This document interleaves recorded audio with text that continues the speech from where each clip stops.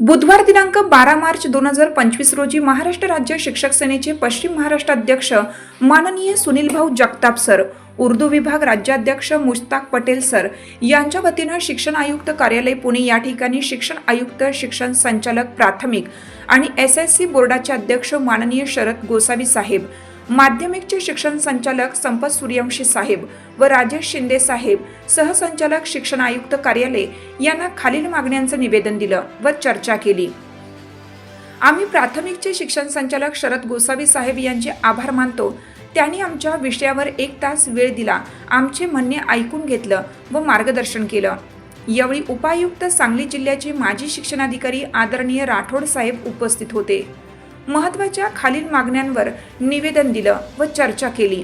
रमजान ईद 31 मार्चला असल्यामुळे माहे मार्च पगार 30 मार्च पूर्वी करण्यात यावा। वार्षिक परीक्षा एप्रिलच्या पहिल्या आठवड्यात घ्याव्यात। 15 मार्च 2024चा संच मान्यतेचा शासन निर्णय रद्द करून जुन्या शासन निर्णयाप्रमाणे संच मान्यता करण्यात यावी। SQAFF अंतर्गत माहिती भरण्यासाठीची मुदत वाढ देण्यात यावी। इतरही विषयांवर चर्चा झाली। लवकरच आपली राज्यस्तरीय मीटिंग घेऊन विविध प्रश्नांवर मार्ग काढू असे आश्वासन दिले। सुनील भाऊ जगताप यांच्या कार्याची झलक आज समक्ष बघायला मिळाली। भाऊ आपल्या कार्याला सलाम। जय महाराष्ट्र। मुश्ताक पटेल, राज्याध्यक्ष, उर्दू विभाग, महाराष्ट्र राज्य शिक्षक सेना।